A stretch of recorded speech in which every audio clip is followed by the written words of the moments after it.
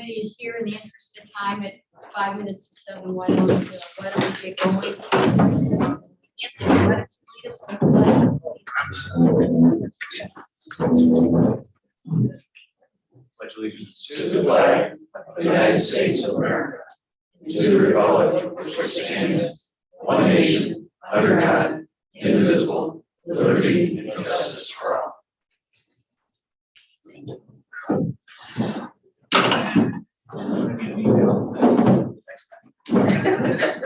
You did great. I promise. housekeeping items. Again, the exits are on this way to the front door, and then the way we all came in here at the back door. For those of you who are first time in this facility, the restrooms are beyond the exit sign left and right. Committee members, Jerry was not here in person last time. Welcome. Thank you. Everybody has a name tag, so let's just do what's around the room for Jerry's time. David Smith. I am the fire protection number one citizen rep. Hi, Jerry. Hi, Jerry. I see. I Pete. Ryan Wilson, Mendon Fire District. Hey, Jerry. Hi, Robin. I'm Karen Jenkins, I'm a town board member. Neighbor. Mike Garman, Mendon Fire Department. Danny Bassett is our IT support, and Bonnie Toomey takes our minutes of staff deputy town clerk. And in the audience, Brian Anderson, Village of Monahan Falls Administrator. Jack May, village trustee. and do we have anybody zoomed in yet? Okay. You would let me know if somebody does zoom in. Get that on board. Okay. Just before we get going, last week I was meeting through Zoom, and I wanted to let you know that the Zoom meeting and the audible was not very good at all. It was very difficult, very hard to understand. It's very tinny. Did it get better as the meeting went on? I didn't notice it, if it got better. If it did, I didn't notice it. Well, thank you for that. Was there anything else that you think we need to be aware of? That was it. I just wanted to bring that up to everybody's attention. Danny, it did get, when I listened to the playback, it got better as it went on. So you don't have a few settings wrong for the first 5 minutes, something like that. Bonnie also listened to the playback. Did you? Yeah, when we live and get stuff, and I think there were times where it was rough, but for the most part, it went better. Okay. Thank you. If any of you have to zoom in from now on and you're finding any difficulty, please let us know so that Dan can do some adjusting here. Mhm. Okay, next item on the agenda is the meeting minutes from July 13th. They were emailed out to all of you. Does anyone have any additions, corrections? Then those minutes will stand as presented, and they will be posted on the website now as a record, because they are official. Okay. Committee organization, again, just a reminder that we're working under the open meetings law and working to comply in all aspects, although they might not all be that obvious to all of us.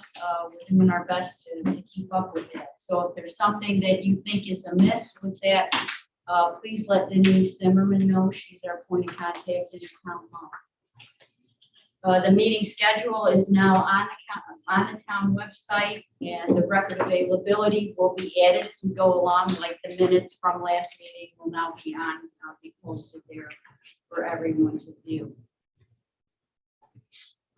Good evening. Good evening. Would you introduce yourself, please, for the benefit of the committee? William Fletcher, innocent bystander.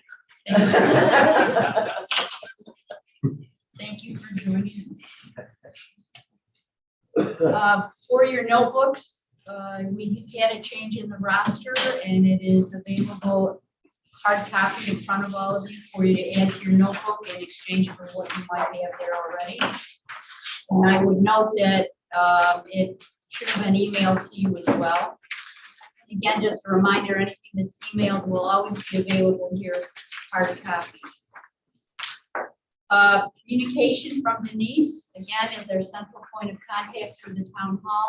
She will be distributing everything to you, and if you have anything for general distribution to the committee, we ask that you send it to her. She is at the bottom of the roster for all of her contact information. That way, there's consistent flow of information to everyone. Any questions to this point of the agenda? Okay, and let's go on to item number 7, which is the committee charge. And please note as we go through all of our meetings, I will keep the 3 tasks that are our charges in front of you so that we can stay on track with the information that we're going to exchange and receive. So task 1, we need to identify the governance framework and the current capacities. So where I put in bold reports and polling, that would indicate that we did some work on those issues the last time. We're going to get reports at the meeting, and then we're going to poll all of the committee members to see if there's anything else that you might want beyond what is expected from the reporter, so that if we need more information or you want something additional to a question, we're going to go back to the people giving the report and add that to the list for them to look at. So if we start with governance framework, that is a piece that I took on. And remember last time I had indicated to all of you that that October 16, 2016 report will be available on the town website. Asked you to take a look at it. You know it's very dry to read. So what you have in front of you distills that for information and some graphic presentation. So the first piece you have there at the top says source, Association of Fire Districts of the State of New York, from the website.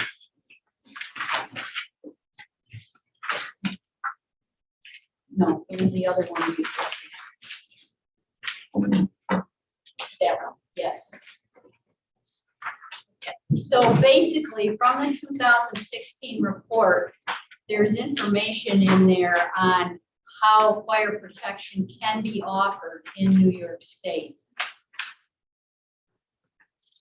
And it's basically,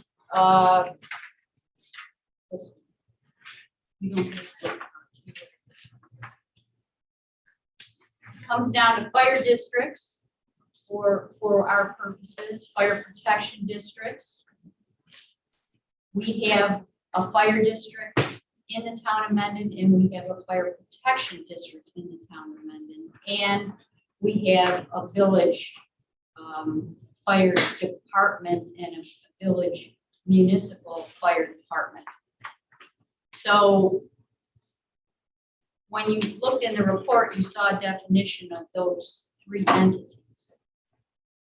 In addition to what we're going to do, you're probably going to run into some terms, the difference between a fire department and a fire company. Sometimes they're one and the same. Departments can have multiple companies. It's not always just a single department. So I broke that out for you. Fire protection can also be offered by not-for-profit corporations. We have those around us: West Bloomfield, Ionia, Clifton. So there are different formats for fire service delivery and fire structure for governance and authority. Then there's also something called the joint fire district. So these are terms that you will need to be familiar with, especially when we get to modeling that you may want to recommend to the town board for sustainability and finances and all that's necessary to do what we think is important. So beyond that, at the bottom of the first page and then onto the second page, is a little bit of information on how to do this. In other words, it starts to bring into discussion, how do you create a fire district? How do you create a fire protection district? How do you create a joint fire district? And I had asked Commissioner Wiltie at the last meeting if he could date the fire district for us. Did you find anything yet? So we're going with around 1940 right now, but the town has nothing. The district has nothing. And I'm working with the innocent bystander, Mr. Fletcher over there.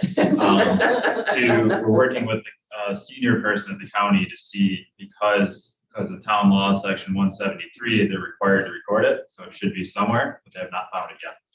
Great, thank you. We have the date of creation for the fire protection district number 1. And we have the date of creation for amended fire department. Right? Yes, I mean, I have that. That's 1932, filed in 1940. And then we have the date of creation for the Honey Falls Fire Department that started out as 4 companies and then went to be a department. So we know what we have in terms of authority and jurisdiction. And we know what possibilities there are for reorganization or creation. So these are things that you need to keep in mind, and hopefully will become more familiar to you as we go along, because putting pieces together, we're going to look at modeling of framework and jurisdiction. The second piece you have is in pretty color up on the screen, but in black and white for us.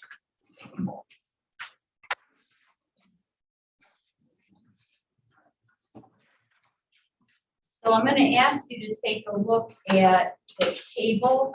It's called Figure 1 right there.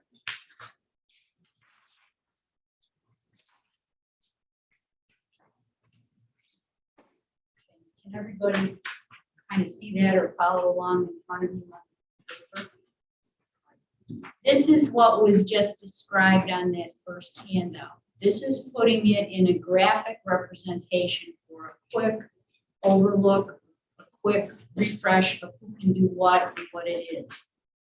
So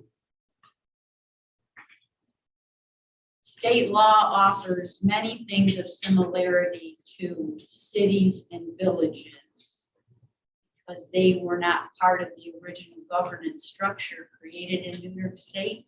Think of New York State, it's divided into counties and then it's divided into towns. Those are the state organization.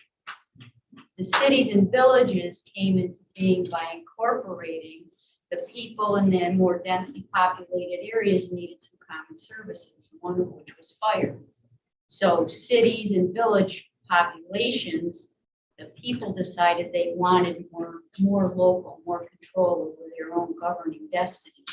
And one of the sparks for that was the need for fire service. So villages and city fire organization follows kind of along the same train in law. So wherever you see village, you're probably going to see city, municipal, that kind of thing. And then the towns have responsibility for fire protection, but they don't make it happen. They don't go out like the village has a fire department. The town doesn't have a fire department, can't have a fire department. The town has districts or fire protection districts, and it goes to a fire department to get the service, so it contracts.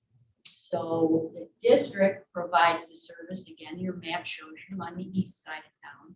The fire protection district on the west side of town is serviced by the Honey Falls Fire Department under contract through the town board. So in essence, the town is the board of commission for the fire protection district, is the Mendon fire commissioners are the elected authority governing the fire district.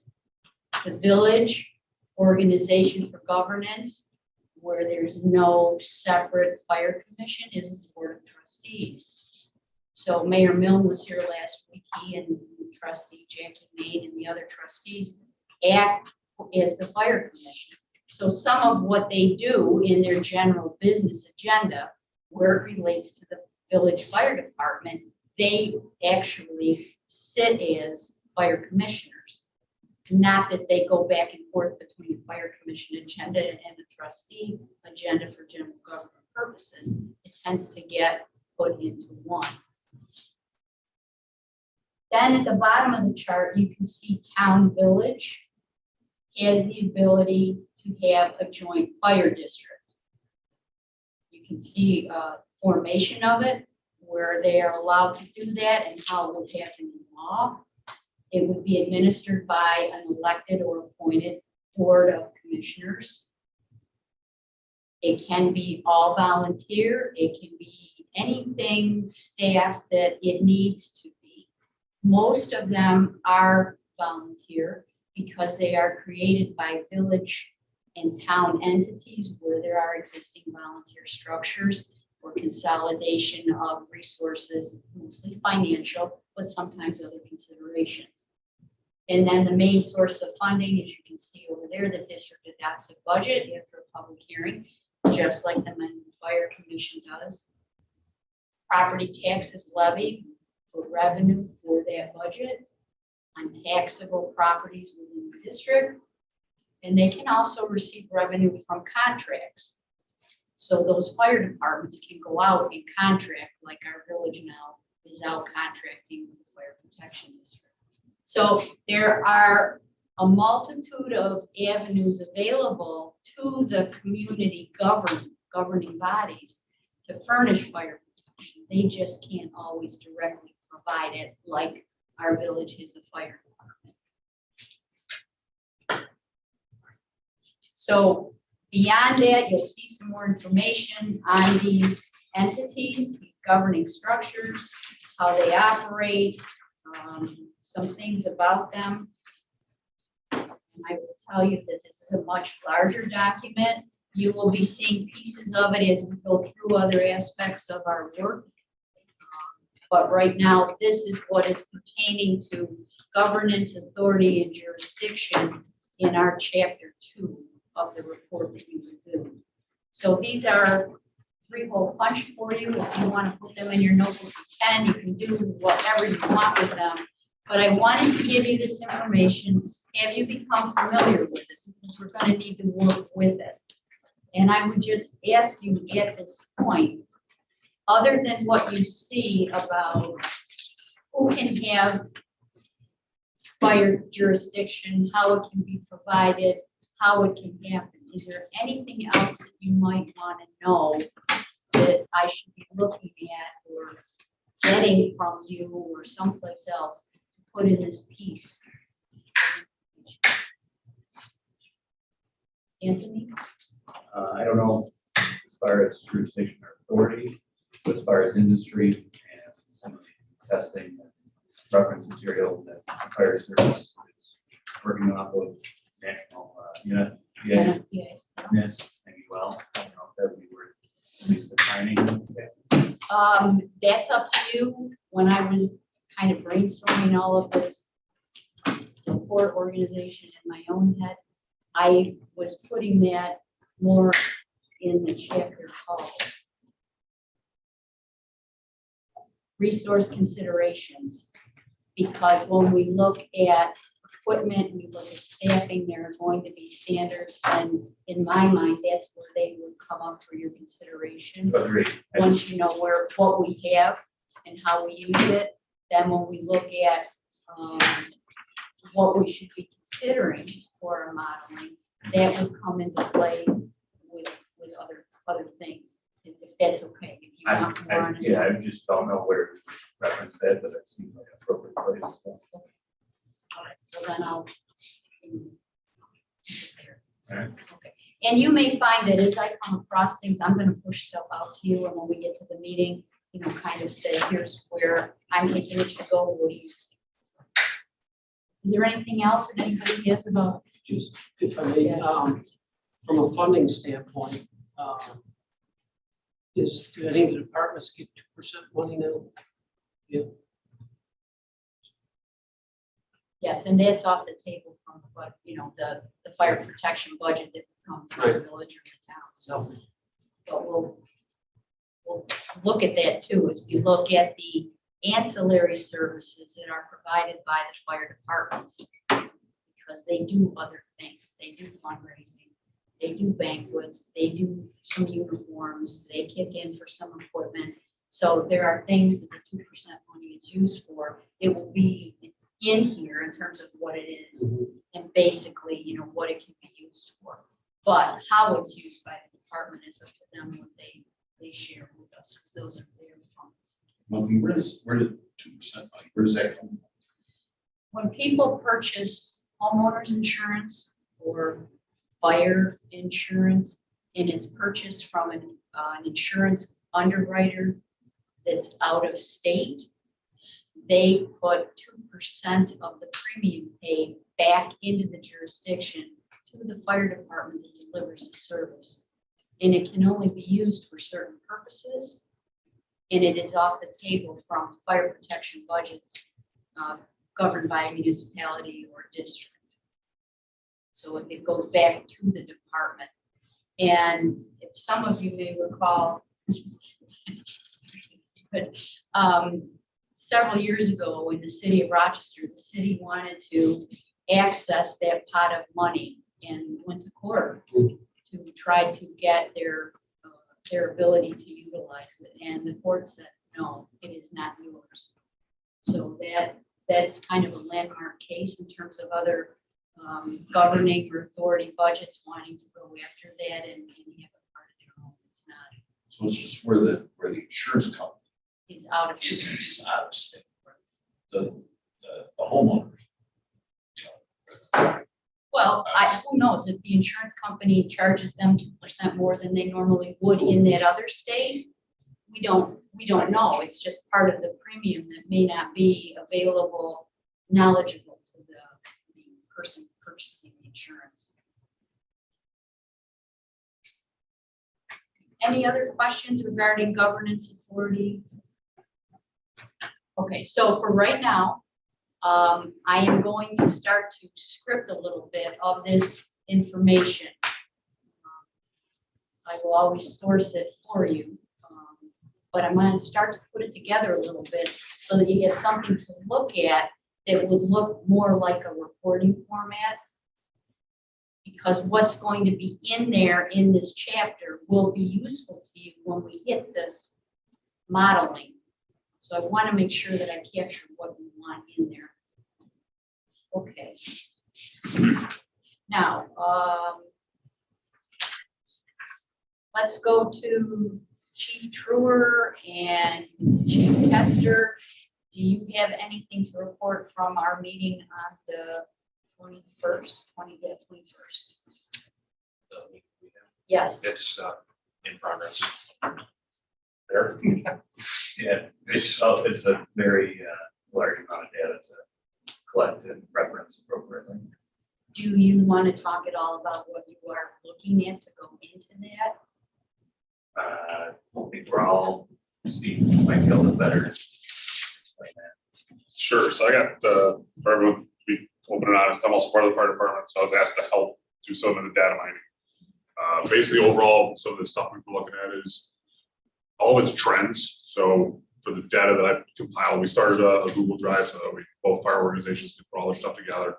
I did 2000, 2005, 2010, 2015 on the 5, and then 16 till 21, because those are all complete data sets. So you get a good trend out of that. We looked at overall manpower, breaking it down interior. So firefighters that actually put an air pack on and go inside and do firefighting inside the house. Exterior firefighters and support personnel, which also does include, at least from the Mendon standpoint, our probationary members. They're kind of lumped into one. So anybody that's brand new, they're considered exterior. Our EMS providers, fire police providers, and then also just a generic list of officers that we had through those years. On the manpower side, then we also looked at how many members were showing up to certain calls, certain times of day, certain days a week, all that fun stuff. So it's, as Anthony said, it's a mountain of information, which then goes into overall the trucks that are currently in the buildings, what has previously been in the buildings, what's forecasted for the future, mutual aid, ins and outs. It is a monumental amount of data where computers thankfully are a good thing, because otherwise we'd be sitting here with multiple 3-inch binders in front of us. There's a ton of stuff. We set a kind of a soft deadline of August 10th to have up 4 items ready to present to the committee. I think we're going to be able to do that. We just got to follow up on a couple issues, finding some data, because it's just understanding how the software works. It's not common phraseology. You kind of have to be a little bit familiar with how they've chosen to code stuff. So you just got to point and cut and click for a while. And then you get lucky and find it. Go, oh, then you gotta like, how did I get there? Training was another big one for training hour requirements. Again, with the similar timeframes. Back when some of us started in the fire service, the hour training requirement versus someone joining today is astronomically different.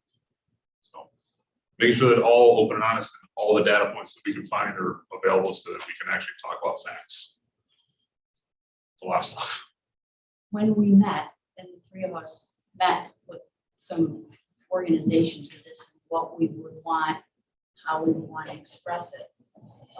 We want to make sure that what we give you is accurate for what is today, show you what it's been across a period of 20 years. So that as we look at what the needs assessment shows us, we know if we're in sync with things. If we're not, we'll find out where we're not. Where we are, we'll be able to say, yes, we're doing that, we're doing it well, we're covering this, we've got that handled. We don't need to worry about that piece, but here's where we might need some better boost. So everything that we're going to provide to you will be important, not just in what we have, but how that impacts other places in the report.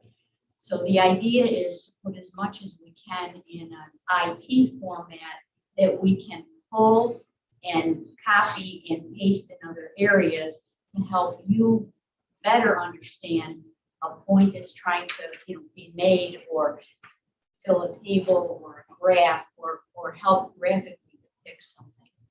So this is not an effort that will go for naught. This is like a capital investment in information that will be important throughout the work that we're doing. So, I want to thank the people involved for doing this, because this is a huge undertaking, but it's absolutely necessary to show what you want to show to the town board. All right. From what was described here, is there anything that anybody thinks we ought to be looking at? You want to make sure it's in this research? Do you have any requirements? What you were talking about, the training is astronomically different. Do you have the legal requirements that So were expected? we have the current year-to-date OFBC, Office of Fire Prevention and Control, sorry. That's the state, them, Right. that puts out, these are the requirements. New York State is so old that it's still home team rules. So it's all authority having jurisdiction.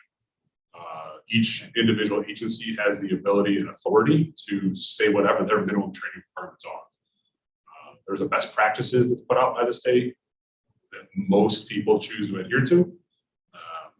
Other agencies in more rural areas, due to logistics, we'll call it, choose to maybe sometimes not follow them as strictly as an urban suburban program that's right next door to the state.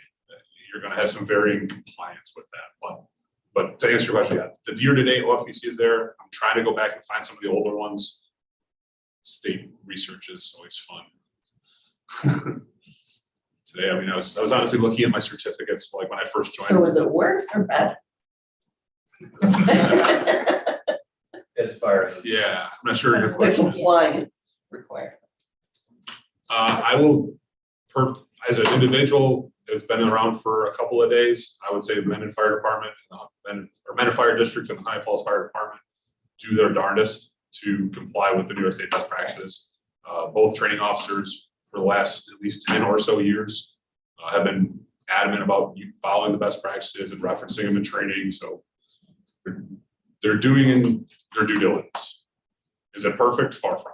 But they To are. Karen's question, give her an idea of 10 years ago or 20 years ago, the hours involved. Right. versus- Sure. So when I first joined the fire department around 2000, I went to what was called basic firefighter. It was 42 hours. That's what, at the time, all the departments said was good enough to be an interior firefighter.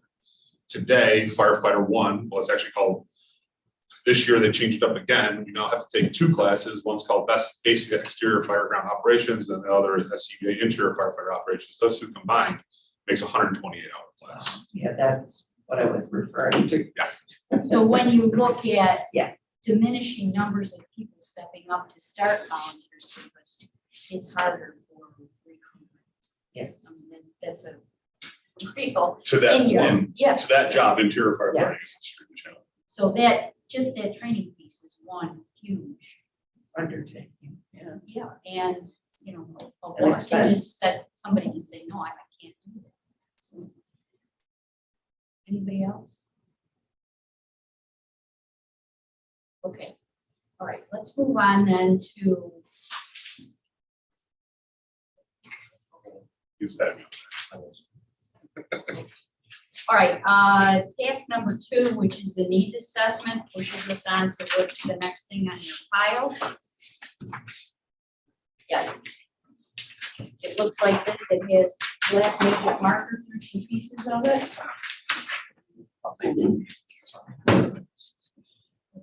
If you look at the top of that, it says the source is the town disaster plan, Annex 13.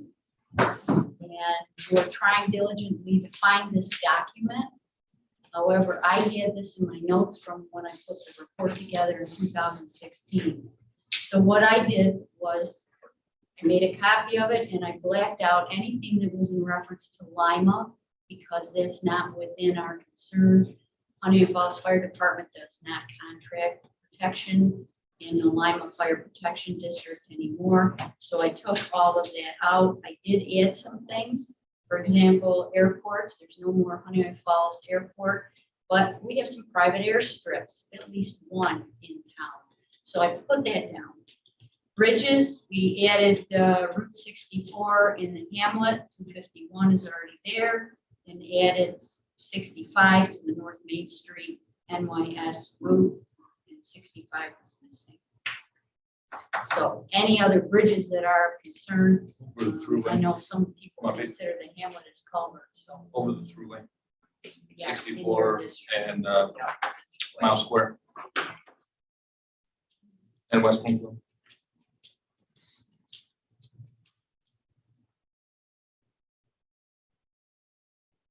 West Bloomfield, Mile Square, 64. And Thruway. Thank you. Any others that people think ought to be on the list? Fuel storage, we still have one, and it's Deckman. New Falls. Now, the hazardous intersections, I crossed out the ones in Lima, I left the other ones that are there. Certainly, fire department representatives are probably going to want to add some to that list. Yes. Fountain Road 64, Bull Sawmill and 251.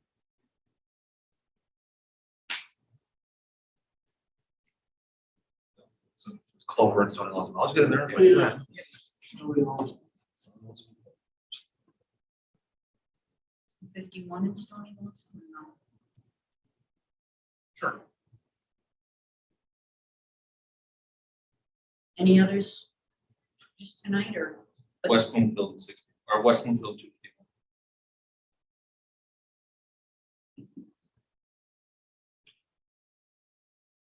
As you think about things, what are- And fuel storage, is Hyzon have hydrogen on site? I don't know. There is. Yes. There's hydrogen. You know how gas much? stations. I have no idea, but there is.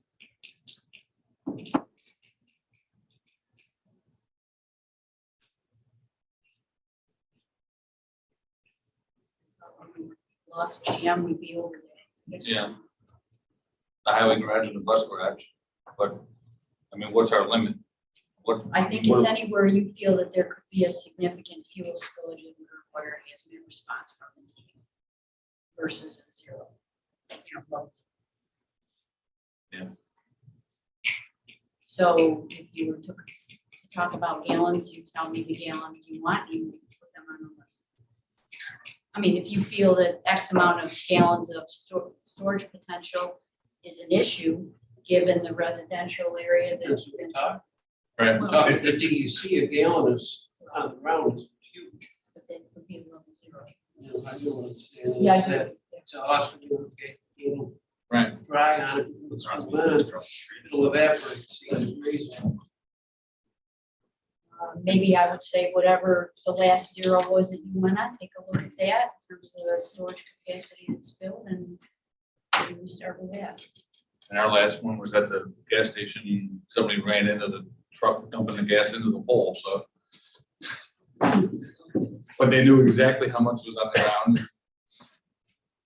That was only 15 gallons. Which is a lot, but it's not. Get a saddle tank on a truck, though, it's 250 at least on a saddle tank. Right. So, I mean, that's anywhere. You know, And maybe- big road. 1,000 or more. Yeah. You know, which would be like the town barns, the So school. maybe a fixed facility, 1,000 and a transportation incident, 250. Transportation, I don't know, I would say anything more, over- I would say more. Anything over. Depends on where Where it is. No, we're not, we're not passionate, I don't think, we're not plugging. Yeah. It's development. You can do that once. Used to do that. We're not, Right, and we're just not equipped to deal with it, No. so, And so a leaking tractor trailer isn't, it is a hazmat event. So I mean- outside of transport, a fixed facility you want at 1,000 gallons. I would say so. You think that's a little high? I think it is. I mean, you go down low enough, now you're talking all the horse farms and everything else that has, so if you go to DOT, 55 gallons is a large still. I would Right. have put it at 55 gallons. You think about it, we come back and next yeah. time. we'll- There might already that be includes a lot of. definition on a level zero places. spell. How do you just put out a 22 hazmat response update? So why doesn't somebody volunteer to take a look through it, or I will. See if there's a preference. All right, let's go on here. Intersections, roadways, industries which handle hazardous materials. I don't know if these do or not, if you feel they do, or want me to add highs on I them? would definitely add highs on. What about hand tech? Do you know anything about hand tech, Brian? Very well. They don't have, I mean, other than, so actually suddenly. General industry, very much. This is just hazardous materials. There's no combustible metals. So they're working on. Is constant manufacturing still there? It's a different name, but Micropen, Sorry, is that micropen? I think it's a filter. Yeah. Filter. West Main Street. Yeah. you know the name of it, Brian? Put me on the spot. No, I just didn't know. It's just his- Of course, right now, it's just- Okay, well, I'll just put a blank here and somebody let me know what it's called, or I'll drive by and take a look. I don't even know that Anarco is still operating. I think it's there, the building's there, but again, that's in Lima, not. No. It's in Ontario. It's fine. It's Lima? Process. Okay.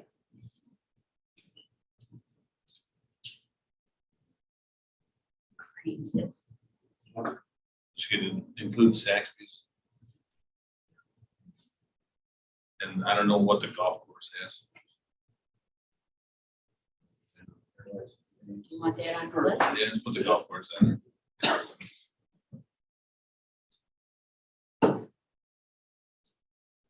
Graver Technologies, I believe, is steel counselor. Thank you. Up to the inspections up there.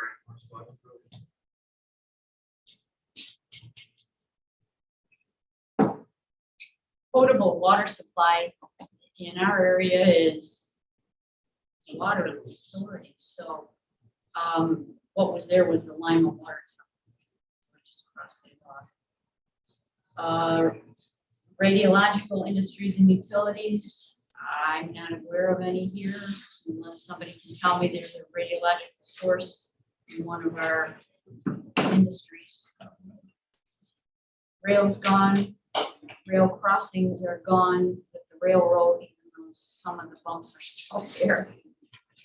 We have 3 streams, otherwise they're considered.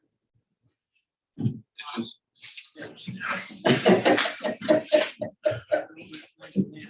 And then I added pipelines, Empire Pipeline, and then we have natural gas going through. The Water Authority has underground piping, so, yeah. You know, we missed the RG&E purchase point. Want that under hazardous facilities? Yeah. What did you call it? RG&E purchase point. It's the corner of Canfield and 64, where they get that natural gas off the main lines. A lot of stuff there. I mean, we won't know. It's bad. Stay away from. Yeah, all the too close. So one of the things that this is meant to do is to capture geographic information about risks, vulnerabilities, exposures. So that is this piece. So anything that you think is of interest or presents a risk to community, to fire service, EMS, we need to put down in what we're doing. The next piece is more indicative of the service calls.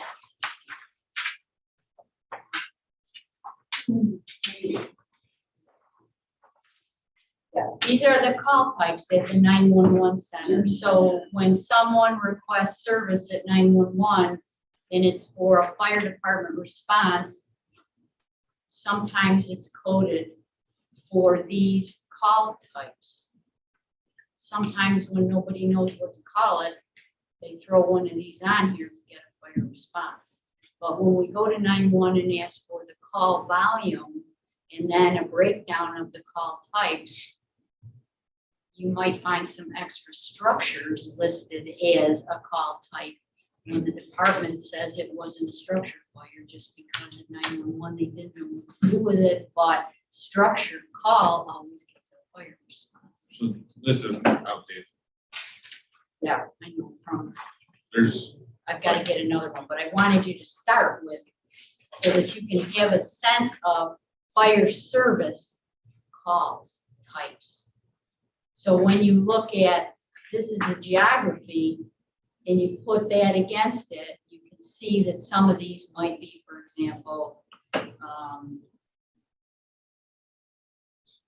a fumes call could be a hazardous material. You know, there are other things that are going on for the fire department response, and a need to know based on where it's happening and what it is. So that I know needs to be updated. This was my quick and dirty 16 book. All right, next piece says identification of hazards concern at the top. It's got the county seal on it.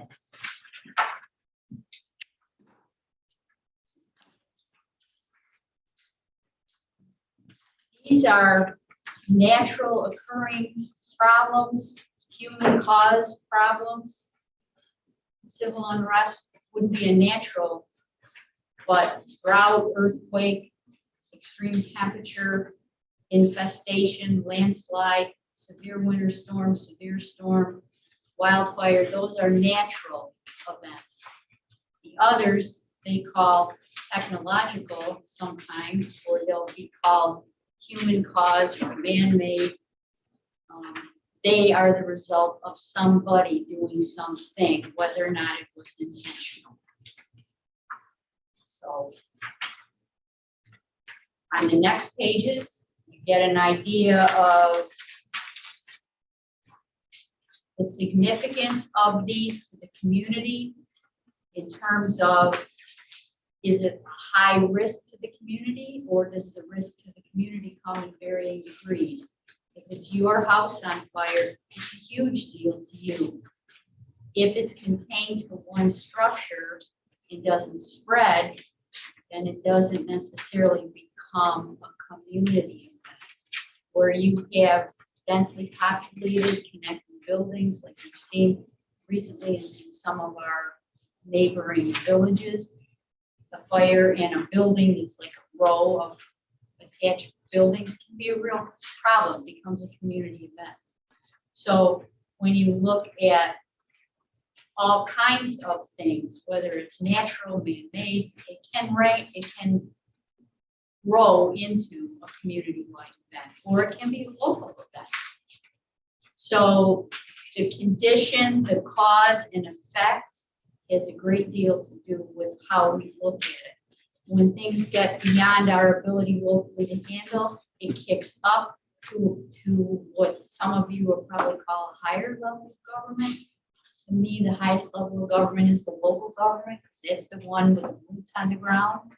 But when we get to community-wide exposures, the county comes in with its resources, and the municipality has the ability to reach out to the county, just like the fire service has the ability to reach out to other fire departments for assistance.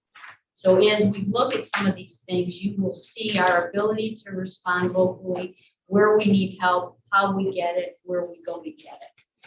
All the way into state government, and then federal government comes in, familiar with the term FEMA. They're the federal purse. Not always complete to what we would like, but the ability for the local government to reach for the federal government is very much available when it's needed. So these are the kinds of things we're going to look at in risk assessment, need assessment, exposures. So when we have a list organized the way you want it, we'll know from our equipment and staffing and finances and all these other pieces where we have a fit to meet the need. Beyond that, we have to kind of go shopping.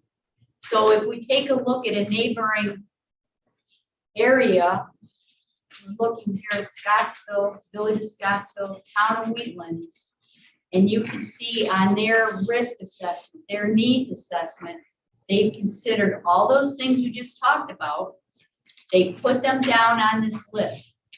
Those that are in bold are what they've responded to locally.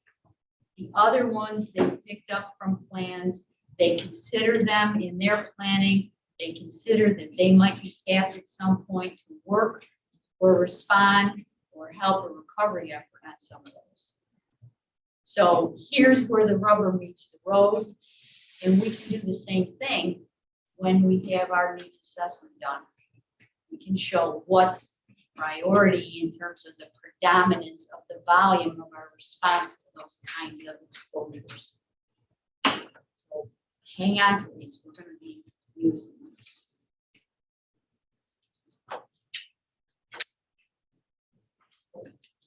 Is there anything else that you think you want to know from a needs assessment perspective so that we can start going out there and getting it now?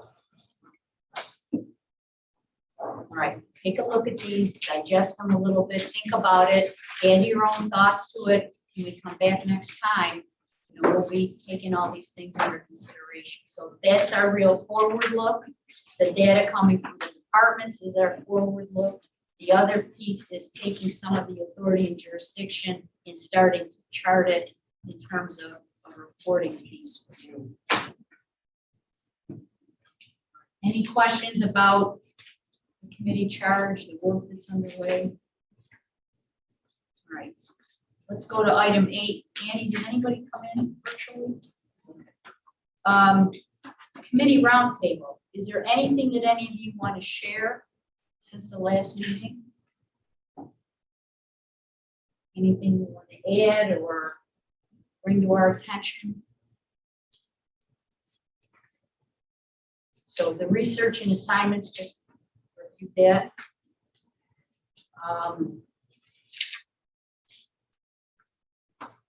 There are a couple things in looking at things that we'll meet if when we're finished, if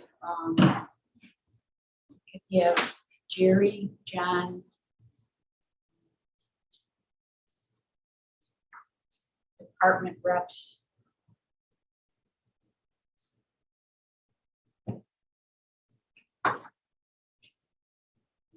Sure, I got a couple things for you for looking to the village.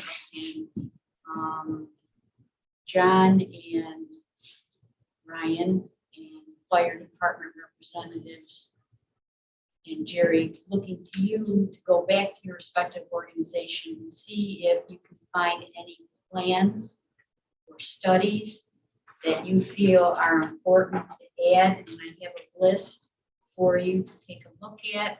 I've made some additions to it. Base comes from that 16 report. So I've tried to update it based on what I know, but you may have things, especially from Mendon, because the Mendon Fire District wasn't of concern to us in that report in this respect. So I want to make sure that we grab everything that you feel is important for us to maybe take a look at, or at least have a record that it's been done. There's some fire contract information that's missing from the town file that we're trying to get our data together. So those are a couple things I want to take a look at with you folks, if you would just hang back for a minute. Anybody from the public have a comment? Any information you want to offer, questions that you have? All right, well, we always appreciate people being in the audience, whether they're here or virtual. So thank you for coming. Look forward to seeing you again. And please, if you have information that you want to offer, don't hesitate to bring it. And, you know, at the public comment time, we'll consider it.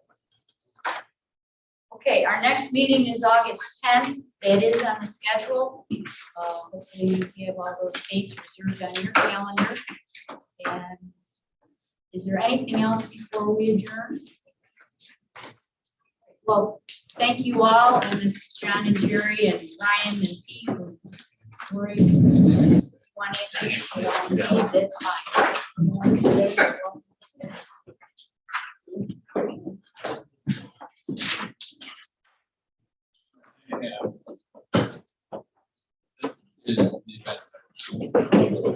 event.